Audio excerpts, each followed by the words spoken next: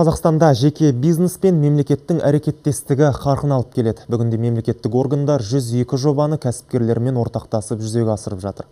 Олардың 8-і республикалық деңгейдегі жобалар.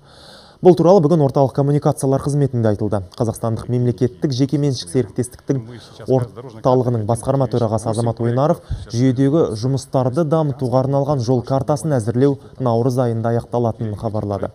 Ал әзірге кәсіпкерлер білім саласындағы мемлекеттік жобаларға қызығушылық танытуда.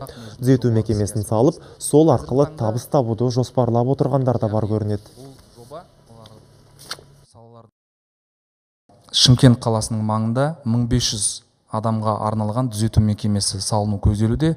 Бұған қатысты Шымкент облысының әкімдігінің жер телімінен жер учаскесі бөлініп берілді. Қазіргі таңда Бәйтерек пен мемлекеттік жекеменшік әріптестік орталығының еншілес компаниясы осы мемлекеттік жекеменшік әріптестікті сүйемелдейтін компаниямен жаңағы құжаттарды дайындау жұмыстары жүргізілді.